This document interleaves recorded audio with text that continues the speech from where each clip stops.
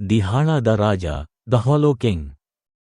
ಎಲ್ಡರ್ಮೈರ್ ನಾಡಿನಲ್ಲಿ ಕೆಂಪಗೆ ರಕ್ತ ಸುರಿಸುವ ಚಂದ್ರ ಮತ್ತು ರಹಸ್ಯಗಳನ್ನು ಪಿಸುಗುಡುವ ಕಾಡುಗಳ ನಡುವೆ ಆಲ್ಡ್ರಿಕ್ ದಿ ಹಾಳಾದ ರಾಜ ಆಳ್ವಿಕೆ ನಡೆಸುತ್ತಿದ್ದನು. ಅವನು ನ್ಯಾಯಯುತ ಮತ್ತು ನಿಷ್ಪಕ್ಷಪಾತಿಯಾಗಿದ್ದರಿಂದ ಅವನ ಜನರು ಒಮ್ಮೆ ಅವನನ್ನು ಪ್ರೀತಿಸುತ್ತಿದ್ದರು. ಆದರೆ ವರ್ಷಗಳು ಕಳೆದಂತೆ ಅವನ ಹೃದಯದ ಮೇಲೆ ನೆರಳು ಕವಿಯಿತು. ಏನಿದು ರಹಸ್ಯ?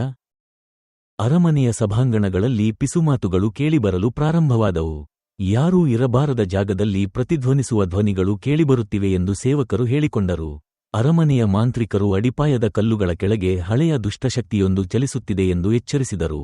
ಆದರೆ ಆಲ್ಡ್ರಿಕ್ ಅವರನ್ನು ವಜಾ ಮಾಡಿದನು. ಅವನು ರಾಜ. ಅವನು ಯಾವುದಕ್ಕೂ ಹೆದರಲಿಲ್ಲ. ನಂತರ ಅವನ ರಾಣಿ ಅನಾರೋಗ್ಯಕ್ಕೆ ಒಳಗಾದಳು. ಅವಳು ವಾರಗಳಲ್ಲಿ ಕ್ಷೀಣಿಸಿದಳು. ಅವಳ ದೇಹವು ಅದೃಶ್ಯವಾದ ಏನೋ ಅವಳ ಜೀವವನ್ನು ಬರಿದು ಮಾಡಿದಂತೆ ಒಣಗುತ್ತಿತ್ತು. ಅವನ ಮಗ ಕೂಡ ಶೀಘ್ರದಲ್ಲೇ ಅನುಸರಿಸಿದನು. ಅವನ ಒಮ್ಮೆ ಪ್ರಕಾಶಮಾನವಾದ ನಗು ಮೂಕ, ಗಾಜಿನ ಕಣ್ಣುಗಳಿಂದ ಬದಲಾಯಿತು. ಆಲ್ಡ್ರಿಕ್ ದುಃಖಿಸಿದನು, ಆದರೆ ಅವನ ದುಃಖವು ಗೀಳಾಗಿ ಬದಲಾಯಿತು. ಅವನು ಅರಮನೆಯ ದಾಖಲೆಗಳಲ್ಲಿ ತನ್ನನ್ನು ತಾನೇ ಬಂಧಿಸಿಕೊಂಡನು, ಉತ್ತರಗಳಿಗಾಗಿ ಹುಡುಕುತ್ತಾ, ಮಾನವ ಚರ್ಮದಲ್ಲಿ ಕಟ್ಟಲ್ಪಟ್ಟ ಪುಸ್ತಕವನ್ನು ಕಂಡುಕೊಳ್ಳುವವರೆಗೆ.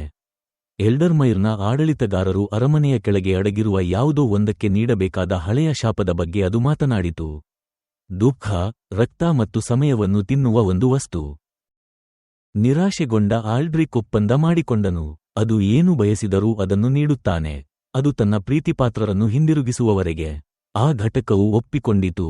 ಅವನ ಕಿವಿಯಲ್ಲಿ ಅದರ ಬೆಲೆಯನ್ನು ಪಿಸುಗುಟ್ಟಿತು.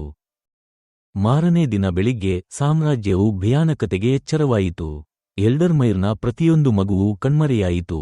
ಯಾವುದೇ ಕುರುಹು ಇಲ್ಲದೆ ತಮ್ಮ ಹಾಸಿಗೆಗಳಿಂದ ಮಾಯವಾಯಿತು. ಒಮ್ಮೆ ನಗುವಿನಿಂದ ತುಂಬಿದ್ದ ಬೀದಿಗಳು ಮೌನವಾದವು.